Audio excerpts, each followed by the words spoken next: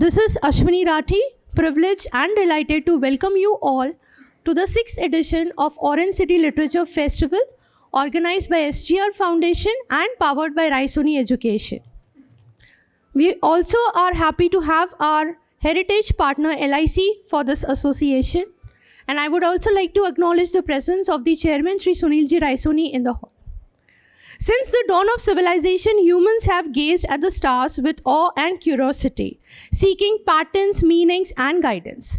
The ancient fascination has given rise to astrology, a belief system that connects celestial movements to human behavior and astronomy, the science of studying the cosmos. Today, we dive into the intriguing topic, astrology and science, exploring the cosmic connection between the stars and human behavior. Astrology has long been a subject of both wonder and skepticism. But today we have an interesting panel to discuss more on this topic. Let me introduce and take the honor to introduce our today's guest. Today we have with us Pawan Kumarji Mishra, author, astrologer, Vastu consultant and mentor. Pawan Kumarji Mishra is a transpersonal coach and Vedic astrologer. Though his transformative sessions and workshops for individual groups and companies worldwide, he helps to wake up people to their true potential, purpose, and happiness. He founded the Shrine of Universal Love, Soul, and Srikola. Please give him a big hand. Next, we have Shalini Modi ma'am. She is an author and astrologer. Shalini Modi is an astrologer and has avid follower of old Indian scriptures, the Vedas, Upanishads, Puranas, and epics, which he feels have a lot to offer. We do agree to that. It is her belief that the stories and the philosophy in them are relevant to our lives, even today, and parallels can be drawn to any situation in our lives. Welcome, ma'am. Please give her a big hand. To join this, we have a very dynamic personality, Dr. Pawan Sinha, Guruji, spiritual preceptor, inspiring figure, philosopher, writer, and an educationist. Dr. Pawanji Sinha, he is popularly known as Guruji, is a renowned spiritual guide, philosopher, educationist, and social activist, deeply committed to transforming society.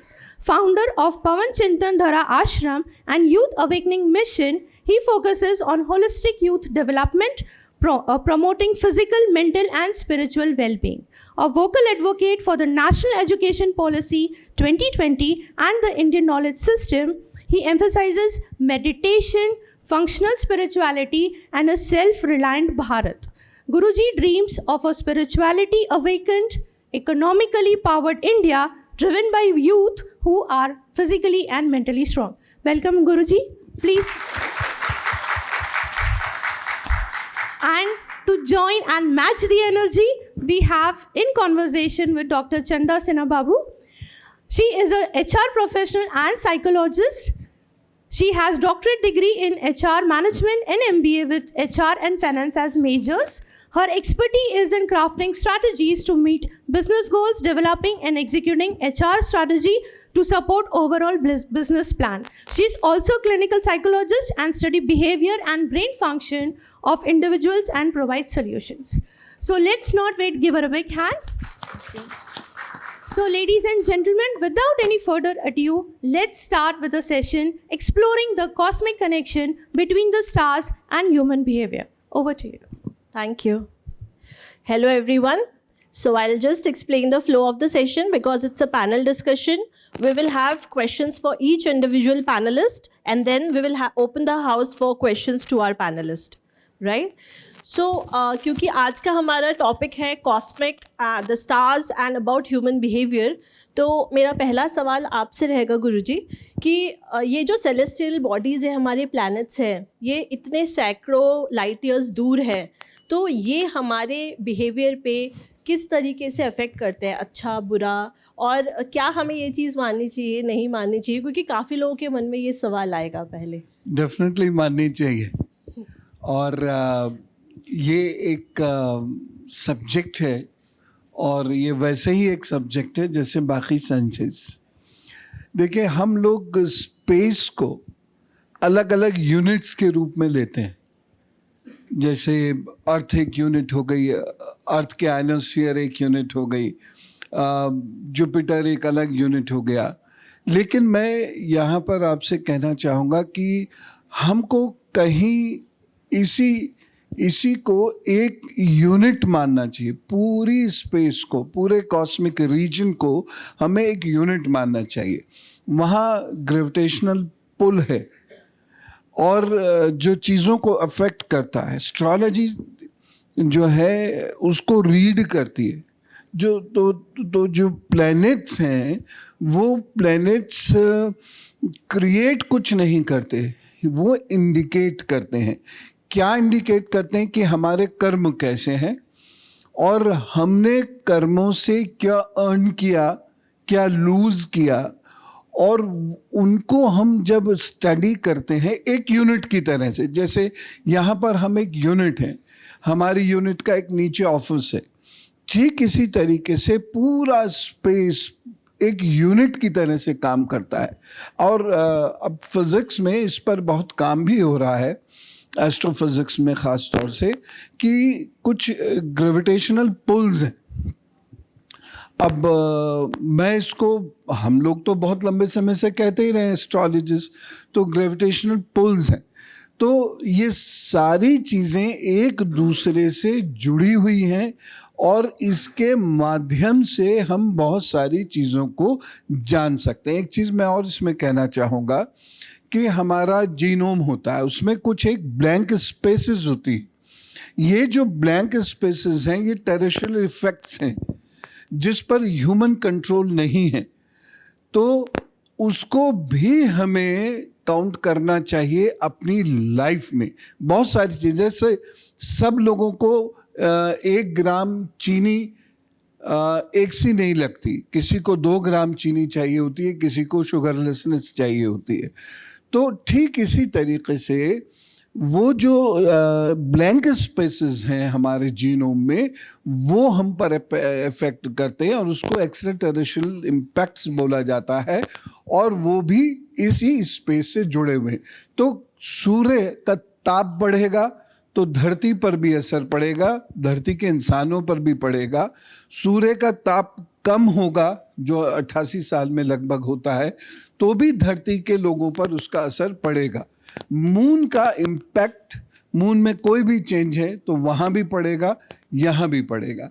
तो इस तरीके से एक unit लेके हम यदि चलेंगे तो डेफिनेटली हम बहुत इजीली इसको समझ सकते हैं, और जो इसमें हमारे अपने बहुत सारे कन्फ्यूजन्स हैं वो भी हम दूर कर सकते हैं कि ये हुआ तो क्यों हुआ, ये नहीं हुआ तो क्यों हुआ, where karma got failed and why. Shalini ji, आपसे मैं ये पूछना चाहूँगी, क्योंकि आप हीलिंग और मंत्रास में काफ़ी काम करते हैं, तो हमारे शास्त्रों में, और अगर आप देखेंगे एस्ट्रोलॉजी में भी ये बताया गया है कि हर प्लैनेट के लिए एक मंत्र होता है, और ऐसे भी हम हमारे हर देवी देवता के लिए मंत्र उच्चारण करते हैं। तो क्या ये मंत्र उच्चारण करने से ही केवल किसी के पर्सनालिटी या बिहेवियर में चेंजेस आ सकते हैं, या इसका कोई तरीका होता है, और या क्या ये सिर्फ मंत्र ही होते हैं, या इसका कोई और तरीके से हम यूज़ कर सकते हैं? सो एक्चुअली मंत्र जो हैं, ये जैसे कोई साइंटिफिक लैब में कोई चीज़ तैयार होती है, वैसे ही हमारे सेजेस को ये मंत्र मिले उनकी साधना के बाद, and they are just not random letters combined together, or random sounds combined together. They actually have a particular effect when they are chanted, and उनका vibration होता है जो कि which spreads around you, and gradually of course the connect, जो कि शुरू में हो सकता है कि जो चैंटिंग शुरू करे that person is not connected to the mantra. It's quite possible, they are just doing like we were discussing earlier, कि वो लोग बस मंत्र जाप करें because किसी ने बोला है, but शुरुआत वैसे हो सकती है, gradually you can connect, and sometimes, so it's, of course, it's also a belief that mantra itself is the deity. If you start connecting, तो वो खुद भगवान ही है मंत्र के रूप में, one dimensional approach to sadhana, and So these vibrations gradually bring about change in you. They will not happen in one day. जैसे हमारे शास्त्रों में लिखा है कि 1.25 लाख जाप करो तो फिर इसका इफेक्ट शुरू होता है, या और it could be a bank balance coming from your last life कि आपने इस मंत्र पे साधना की and then you start again, तो it fructifies much earlier. But that is something which I don't think you should really think about when you start. You should just start and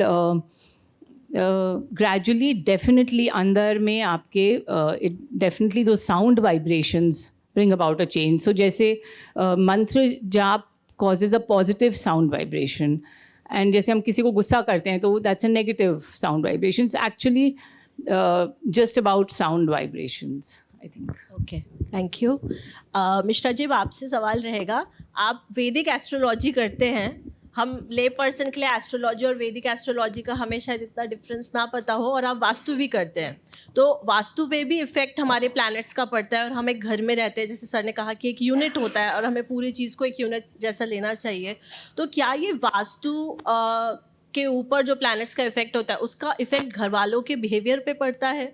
क्या ये हम कहीं से रिलेट कर सकते हैं? नमस्ते एवरीबॉडी।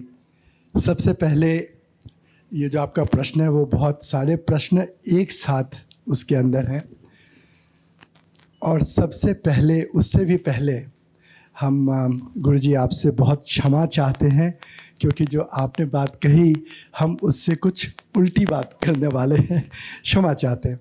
लेकिन अच्छी बात है, कोई बात का दो पहलू समझ में आ जाए, और ये जो गुरुजी ने समझाया वो सामान्य समझ एस्ट्रोलॉजी वास्तु के बारे में, यही समझ कि जो ग्रह हैं वो हमारे साथ जुड़े हुए हैं, उनके मूवमेंट से हमारे पर असर पड़ता है, सूरज का तापमान बढ़ता है, तो हमारे बहुत ही बिलीवेबल बट नॉट ट्रू, हाँ ऐसा मैं कहता हूँ। कुछ चीज़ें तो ठीक हैं, वो दिखाते हैं हम लोग, हम भी एस्ट्रोलॉजर हैं, इतने सालों से प्रैक्टिस कर रहे हैं, सवालें उठती हैं बहुत कि इन दोनों का क्या कोरिलेशनशिप है। तो बात यह है कि पहला जो स्टेटमेंट हम देना चाहेंगे वो यह है कि ग्रहों का, उनके चाल, उनकी पोजीशन का हमारे जीवन के साथ कोई कॉजल रिलेशनशिप नहीं है, ठीक है? कोई भी कॉजल, वो उसके कॉज नहीं है। हमारे बिहेवियर का कॉज, बुध वहाँ से वहाँ चला गया तो उसके वहाँ जाने के कारण नहीं, शनि रेट्रोग्रेड हो गए उसके कारण हमारी बिजनेस में लॉस आ गए, वो हमारे इन चीज़ों का कारण तत्व नहीं, सिर्फ हमारी इतनी वेरिएशन है। जी जी जी, लेकिन उसमें आपने क्या किया कि आपने वो ग्रेविटेशनल, वो बड़ा स्टैंडर्ड एक फॉर्मूला है फिजिक्स का, m1 n2 divided by d square, ये एक ग्रेविटेशनल पुल हर एक बॉडी पे रहता है। लेकिन जैसे थोड़े से भी कॉन्वर्सेशन करेंगे ना, कोई साइंस का स्टूडेंट बैठेगा तो हम लोग को बैकआउट ही करना पड़ जाता है, क्योंकि वो टेनेबल नहीं है, एविडेंस बेस्ड नहीं है, कोई इसको स्थापित नहीं कर सकता है कि हमारी बॉडी मल्टीप्लाइड बाय मार्स का mass divided by the distance between these two will have an effect on our behaviour, not. लेकिन अब बड़ी लेकिन की बात यह है कि हम लोग यहाँ जो एस्ट्रोलॉजी प्रैक्टिस कर रहे हैं वो देखते तो हैं कि पत्री देख कर के कोई बात कही गई तो हो जाती है, तो और कौन सा रिलेशनशिप है दोनों के बीच में? तो एक रिलेशनशिप जो समझ में आता है वो ये है कि जैसे आईने, दर्पण का रिलेशनशिप है, it's a mirror of the mind, हाँ कॉस्मिक मिरर कह सकते हैं। उसमें मूव करने वाले प्लैनेट्स को देख के उनके मूवमेंट को हम इंटरप्रेट कर सकते हैं कि हमारे मन में कौन से चॉइसेस बनेंगे, और उसके पीछे जो गुरुजी ने कहा कि हमारे कर्मों का कौन सा समुदाय पीछे चल रहा है जो कि हमारे बिहेवियर को इफ़ेक्ट करेगा। एक व्यक्ति का बिहेवियर कैसा है, नहीं है, उसके कुछ सिंपल फॉर्मूले भी बता दें तो आप लोग भी हॉरोस्कोप देख के किसी के बिहेवियर के बारे में कुछ कह सकते हैं, ये पॉसिबल है। तो as a tool, as a mirror, only as a reflective, क्या कहते हैं, intuitive cosmic mirror, we can use astrology as a very sophisticated tool to get an insight into human behavior. This is one statement that I wish to make. अब वो tool कैसे connected है इसके लिए एक और लंबा विषय है कि उसका कनेक्शन इतना डायरेक्ट नहीं है m1 m2 by d square वाला, कुछ और है, लेकिन उसके लिए हम लोग को फिर कोई और ही चर्चा करनी पड़ेगी। तो एक तो ये बात है। दूसरी बात, इन्होंने जैसे कहा वास्तु की बात कही आपने, तो वास्तु का फिर से ये बात तो सच है कि वास्तु का मतलब क्या, वास जगह, उससे हो गया वास्तु। सिंपल फॉर्मूला वास्तु का क्या है, जो हमारा मैग्नेटिक ग्रिड है, धरती पर हम लोग चिपके हुए हैं, तो एक ग्रेविटेशनल पुल है और उसका एक जियोमैग्नेटिक ग्रिड है। वो ग्रिड कहाँ से कहाँ पार होता है, यहाँ पर बहुत सारे स्टूडेंट भी हैं और हम लोगों ने भी स्कूल में मैग्नेट का एक्सपेरिमेंट किया, मैग्नेट रखा, ऐसे स्प्रिंकल किया, एक ग्रिड बन जाता है। तो north pole to south pole का एक ग्रिड रहता है और एक सन की मूवमेंट है कि ईस्ट से होकर साउथ ईस्ट होते हुए वेस्ट तक एक मूवमेंट है।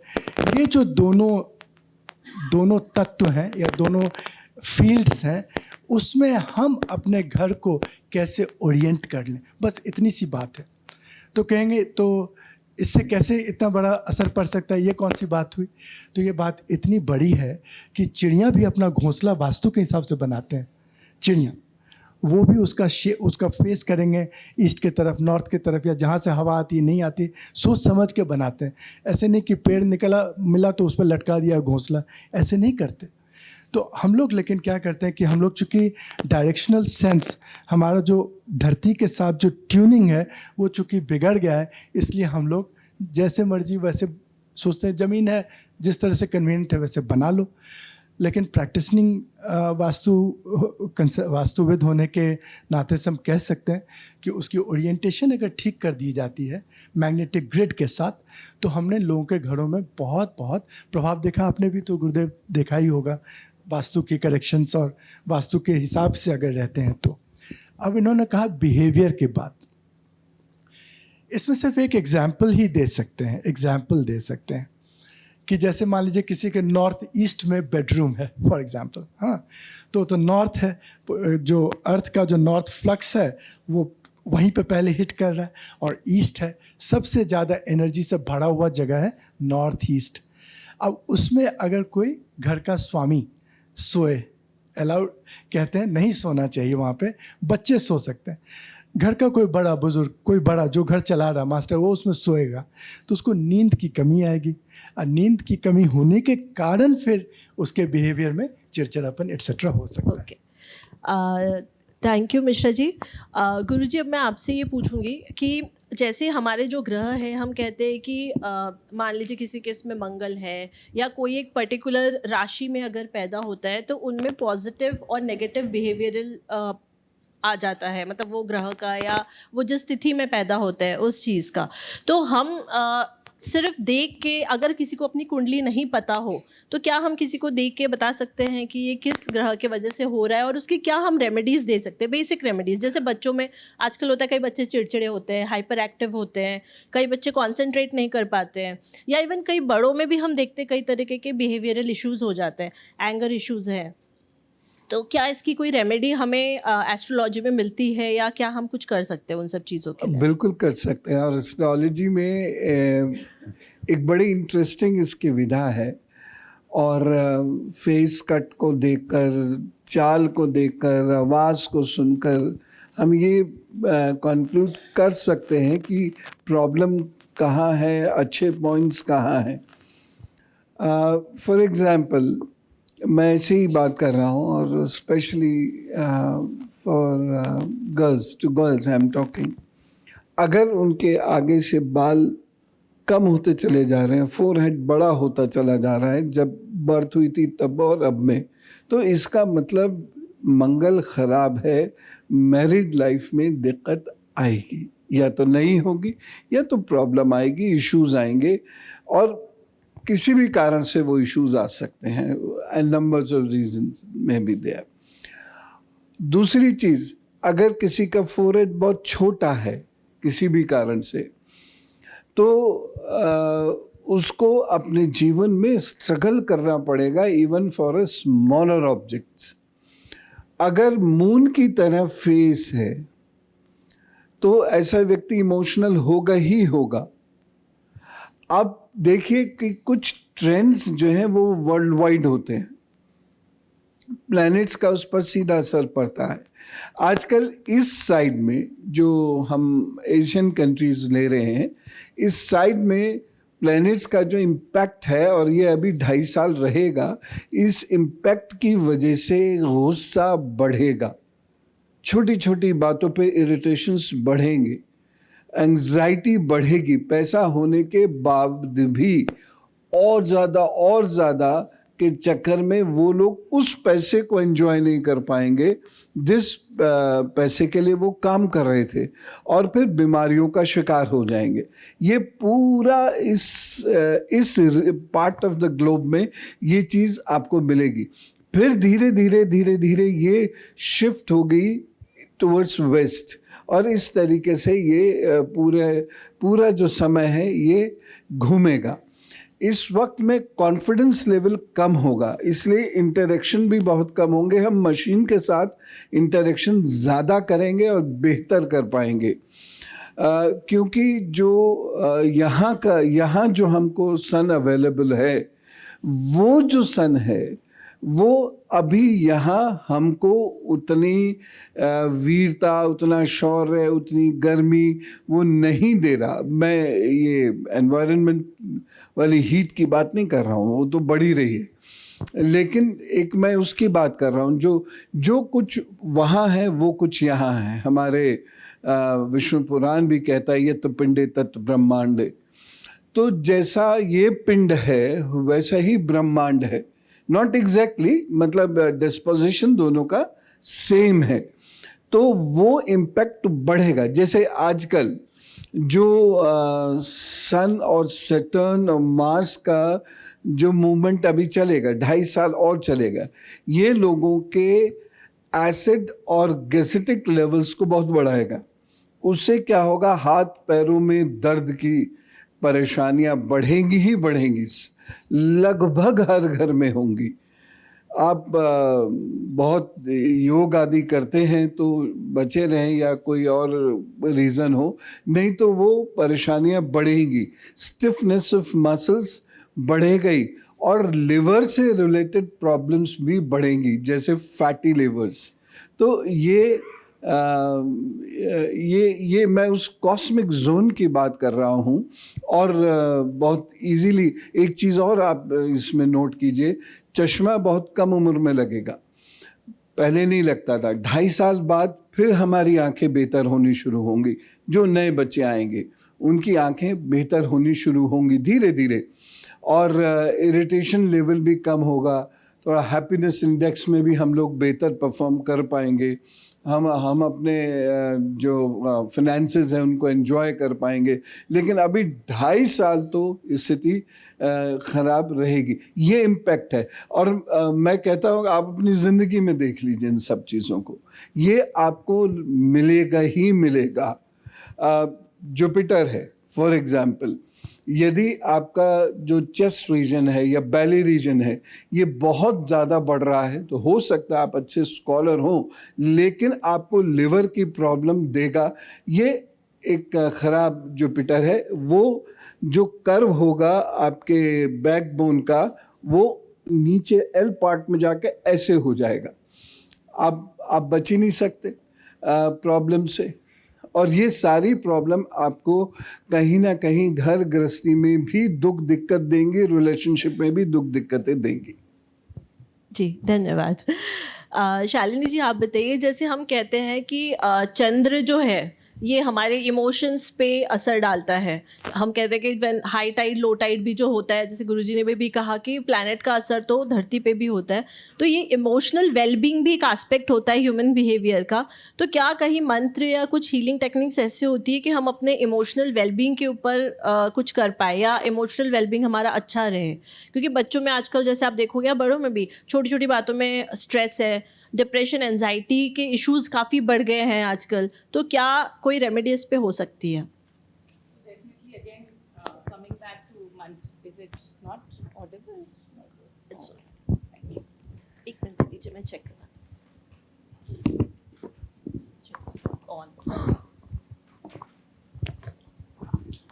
सो again coming back to mantra chanting, जैसे आपने पूछा, तो I mean, आपने particularly मंत्र chanting के लिए पूछा या otherwise also? Otherwise in general also बता हाँ. सकते हैं.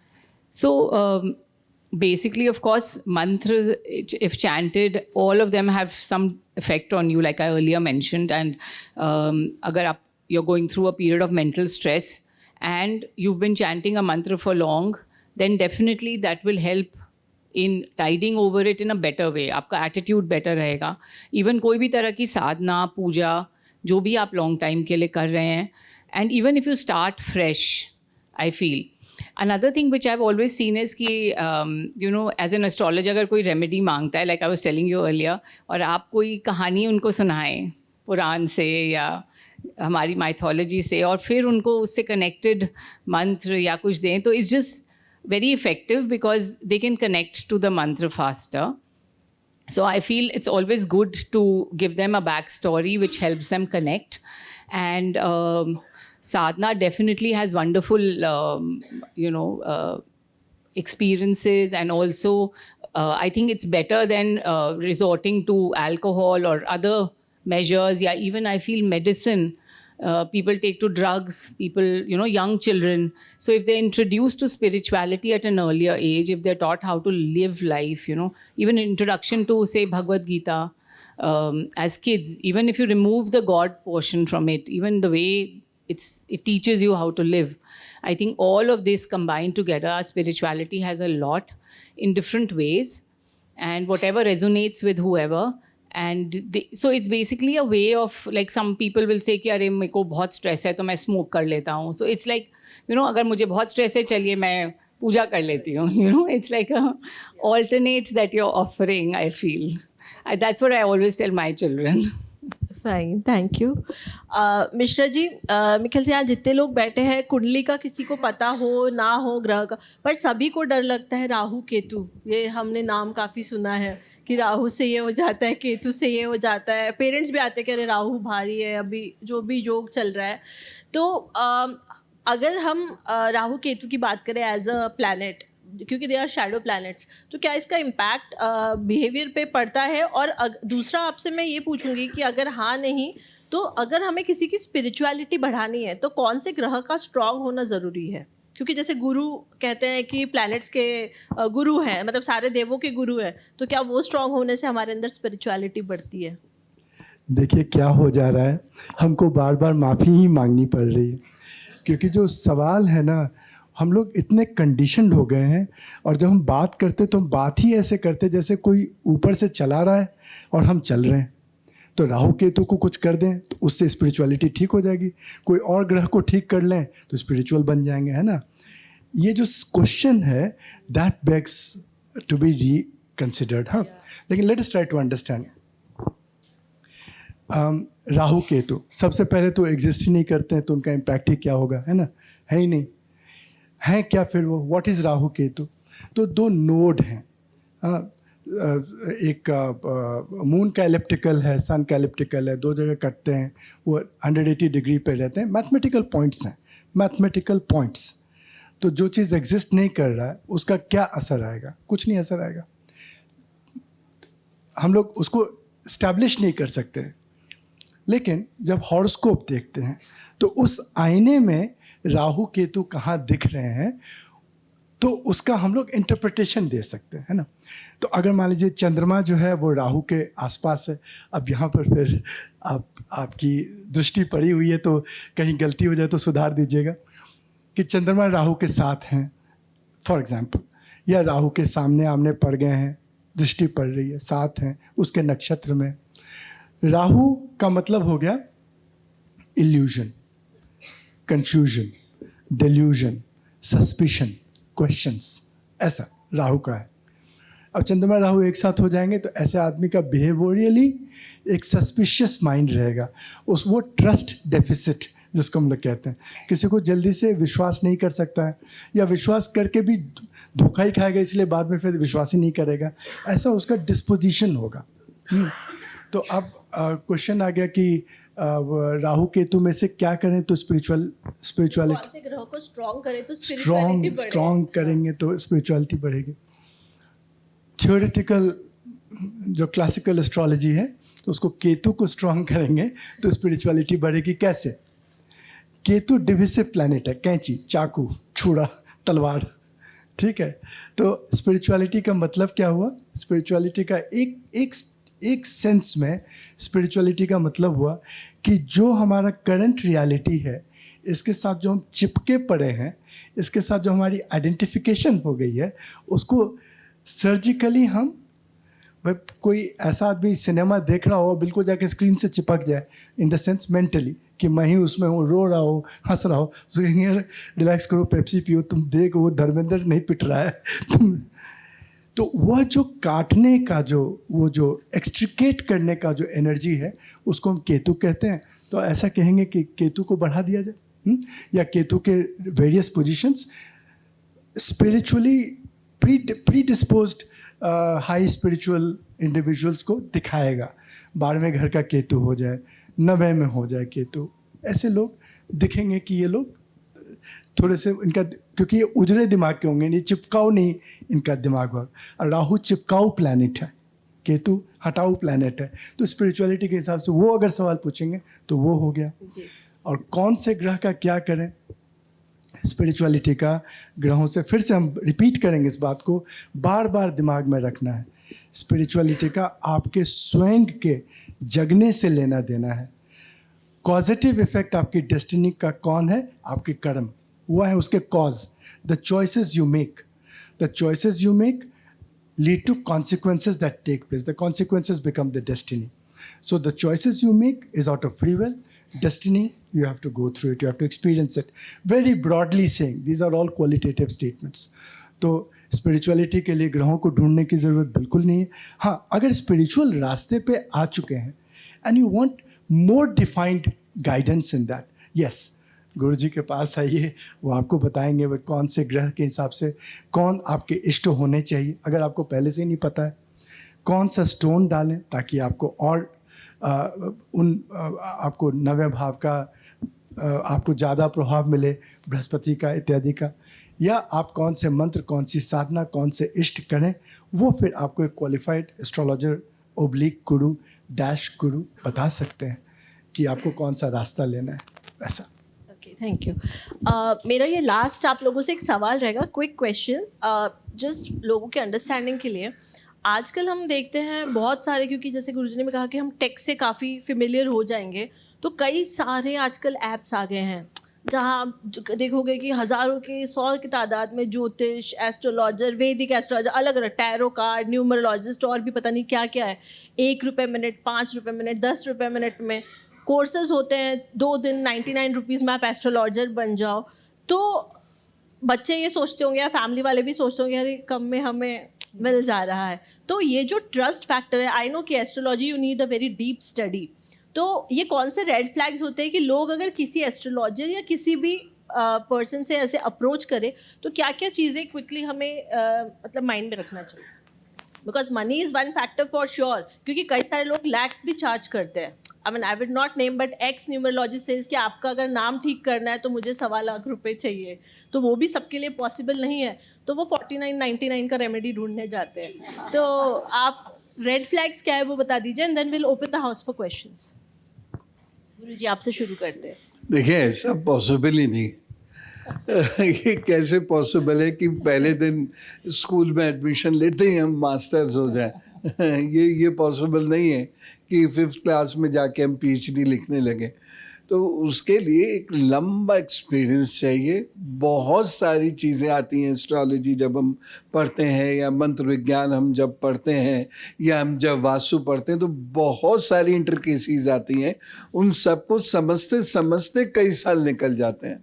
तो इतना आसान नहीं है एस्ट्रोलॉजर बनना, और बहुत पढ़ने के बाद भी अपने बारे में कुछ भी सोचना, बताना, वो इतना आसान नहीं होता। कंफ्यूज हो जाते हैं।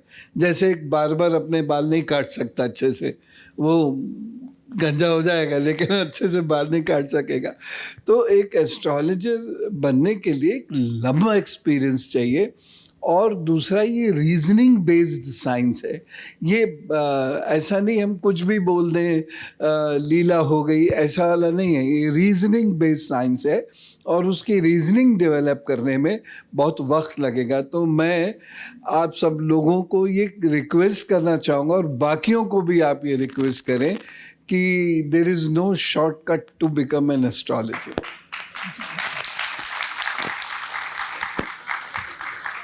So absolutely, I think there's no shortcut to anything in life, and it's almost like people go with a shopping bag on YouTube.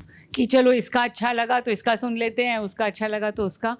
And for me, I think the red flag is mainly social media. कि उसको सुन के लोग, because being an astrologer, people will ask me and they'll ask weirdest of question कि हमने ये YouTube में सुना था. So only thing is, I think the harming part is don't hear these YouTube videos about planets, and if you can go to someone, it's much better. And I think that's all. Don't go with a shopping bag to YouTube. Mishra ji आप बताइए. देखिए क्या है, depends. जो अगर pop astrology, lollipop astrology क्यों ना करें, है ना. आ जाएं हमारे पास, अभी बैठे घंटे भर में ही सारे ग्रह आपको बना देंगे एस्ट्रोलॉजर. ठीक है, हाँ पहुंचा देंगे बिल्कुल फटाक से, है ना. अगर मज़े करने हैं, वैसे ही सीखना है, कुछ देखना है, इंटरेस्ट है, आजकल क्यूरियोसिटी बढ़ गई है, तो it's a good starting point. I am just taking the devil's point. It's a good starting point. 99 रुपये में अगर सीख लिया ये ग्रह यहाँ होते हैं तो ये होता है, if that helps you, go for it. But red flag क्या है? रेड फ्लैग है अपना कॉमन सेंस. हम किस स्पेस से 5 रुपये मिनट वाले एस्ट्रोलॉजर को कॉल कर रहे हैं? From what space? डर के मारे कोई एस्ट्रोलॉजर और वो 5 मिनट में कह दे तुम आप बर्बाद होने वाले हो, तो फटाक दूसरे 10 मिनट पर मिनट पे वो कहेगा तुम तो ठीक हो जाओगे, भूल जाओ हनुमान जी को लड्डू चढ़ा लो. Is a space, are we coming from a space of fear? हमेशा याद रखना है कि astrology is a cosmic mirror. उसको कब इस्तेमाल करना, सारा दिन तो आईना नहीं देख सकते हैं, जब ज़रूरत पड़े तब. अब हमको पता है कि हमारा शक्ल ठीक लग रहा, तो हम थोड़ी अभी आईना देखेंगे. लोग करते हैं, सेल्फी लगा कर देखते हैं कि मैं ठीक दिख रहा हूँ कि नहीं दिख रहा हूँ. ऐसे ऑब्सेस्ड भी नहीं होना चाहिए. तो ऑब्सेशन, फियर, एंग्जाइटी, जो अंदर का स्पेस वैसा हो जाए, that is the red flag. तब पहुँच जाएंगे आप किसी के पास जो कहेगा 1.5 लाख रुपए में. ये आप ऐसे सवाल आज पूछ रहे हैं, सारे बटन्स ट्रिगर कर देते हैं. ये जो न्यूमरोलॉजी चला है, and I am speaking on a big forum today, one of the most useless, stupid idea. Why? Big question. Why? सबसे पहला, नाम बदलते हैं. A1 से लेके 9 लिख दिया, ABCD करके पहुंचा है, जितना जितना नंबर हुआ उसको जोड़ लगाएंगे. आप ये बताइए, ये बच्चों का खेल है क्या? अच्छा हमारा नाम पवन है, हिंदी में लिखते हैं. आप बताओ हमें अगर हिंदी में नाम लिखेंगे तो न्यूमरोलॉजी फेल है. चाइनीज़ में लिख देंगे, अब क्या बदलोगे वहाँ पर? नहीं, वो कैसे अंग्रेज़ी भाषा में ही ए का AA लगा देंगे. ऐसे ऐसे फालतू स्पेलिंग्स बना देते हैं कि वो आदमी ही लगता है कि ये क्या कर क्या. नंबर 1. फिर डेट ऑफ बर्थ से न्यूमरोलॉजी होती है, ठीक है ना.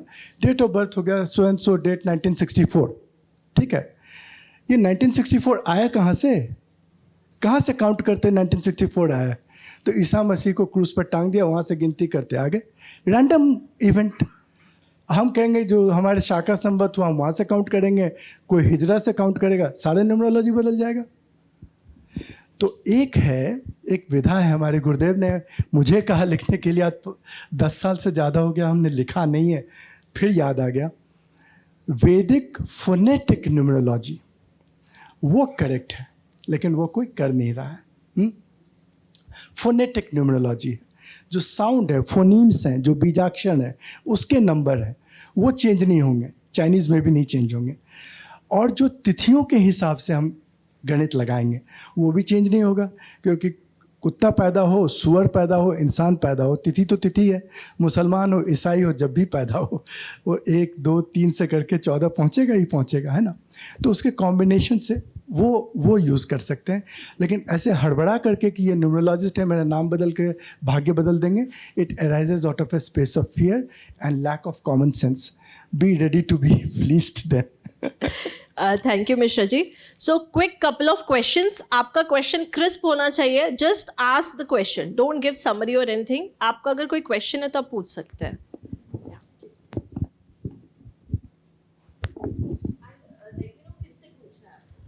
एस्ट्रोलॉजी पर है तो गुरुजी भी आंसर कर सकते हैं, आप भी कर सकते हैं. एक सवाल काफ़ी टाइम से मेरे मन में था कि प्लैनेट्स तो हमारे सब हैं ऊपर में, तो और हम करोड़ों की संख्या में लोग हैं, तो कैसे प्लैनेट वही हैं और हम डिफरेंट हैं, तो प्लैनेट का हम सब पे डिफरेंट प्रभाव क्यों हो रहा है? प्लैनेट तो वही है, उसकी एनर्जी वो है, तो व्हाट इज़ देयर इन अस जो उसको अलग वे में एक्सेप्ट कर रहा है? हम कैसे different people are accepting the vibrations of planet differently? What is different with us? बहुत सिंपल है. जैसे यहाँ मान लीजिए दाल पकी है ना, लंच में मान लीजिए दाल मिली, लेकिन उस दाल का इम्पैक्ट सब पर अलग अलग होगा, क्योंकि हमारा जो बॉडी कॉन्फ़िगरेशन है वो अलग अलग है, हमारे जीन्स अलग हैं, जीनोम अलग है, तो जो लाइट हम लेते हैं वो भी अलग अलग है. किसी की आँख किसी लाइट को बहुत ज़्यादा पकड़ती है, किसी की आँख किसी लाइट को उसी लाइट को बहुत कम पकड़ती है.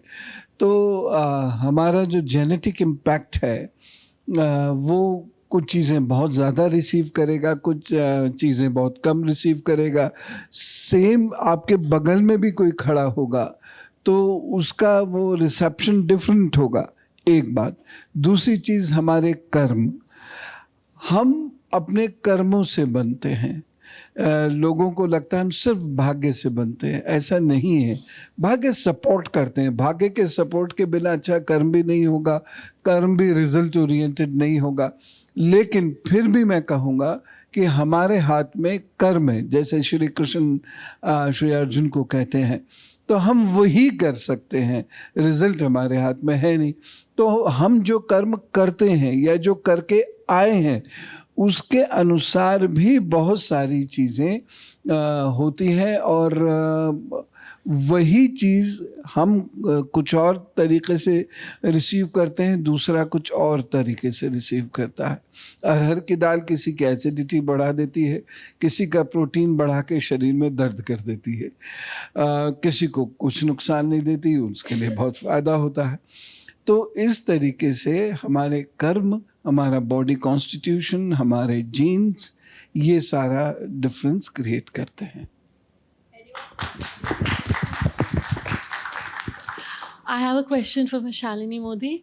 What are these mantras you were talking about? And are they mentioned in your book?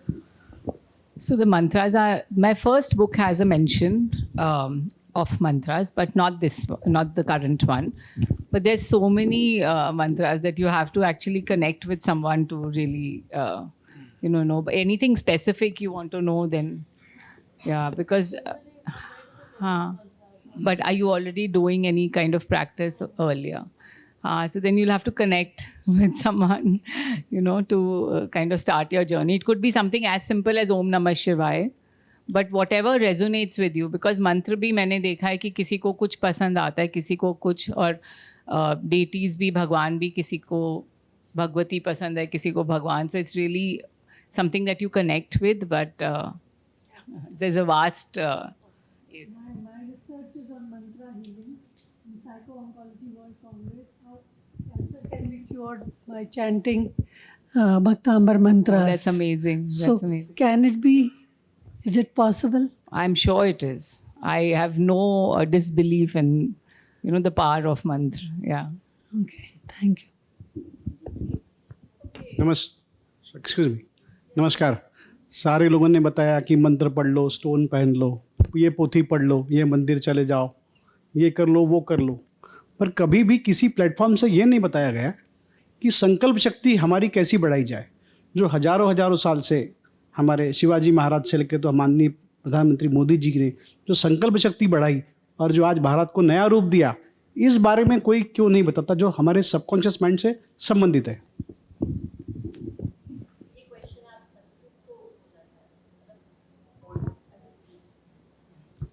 क्योंकि किसी ने कभी पूछा ही नहीं.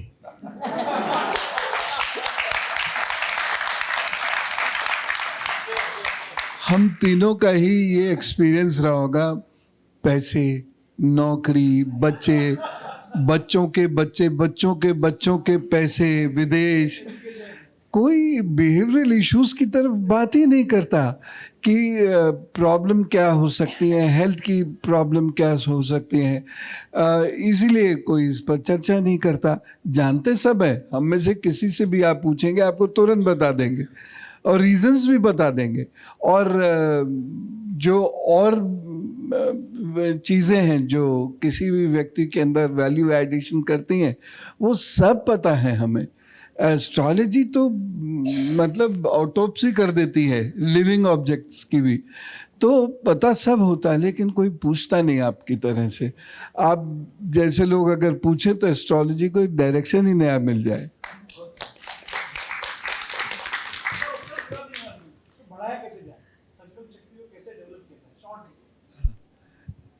देखिए बहुत सारी चीज़ें, संकल्प शक्ति हम लेते हैं सूर्य से।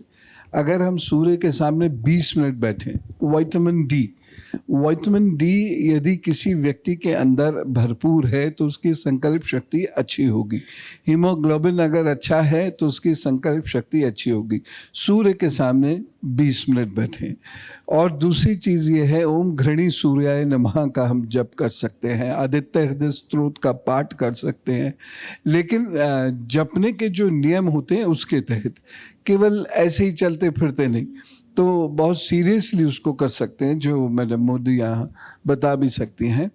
तो इन तरीक़ों से हम अपनी संकल्प शक्ति को बढ़ा सकते हैं।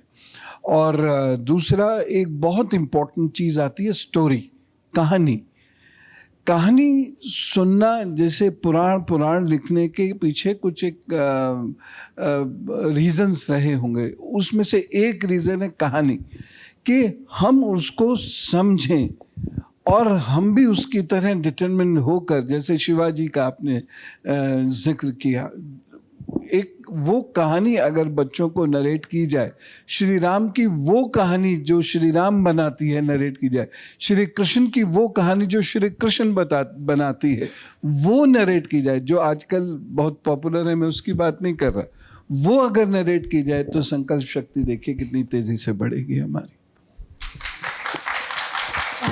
Thank you. I guess it's time up because next session चालू होने वाला है and we have one small program.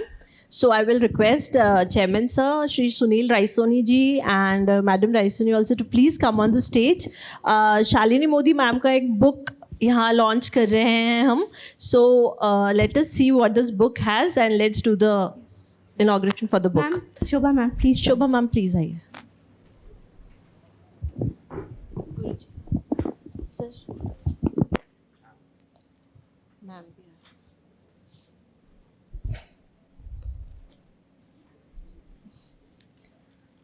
So we are having the book launch of Shalini ma'am's book, Rasas in Divine Relationship.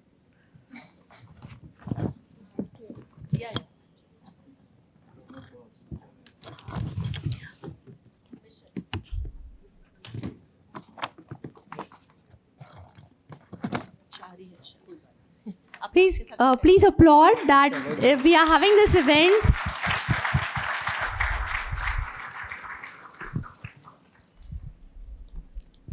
So we have officially launched Shalini ma'am's book, and it is a request that everybody please go and give it a read. Thank you everyone. Thank you for the launch. You all are requested, if you want to speak to the authors or connect with them, connect with their social media handles, get their books. They can be at the authors lounge. आप अपने books sign करा सकते हैं इनसे. And thank you for being here. I hope so you had a wonderful session. Thank you so much. Ji sir. जिनकी वजह से हम सबको तालियां मिली, श्री राय सोनी जी एंड मैम राय सोनी जी, हमको भी उनके लिए एक बिग हैंड ऑफ अप्लॉज करना चाहिए। Thank you so much for your wonderful functions. Thank you sir. Thank you everyone on behalf of OCLF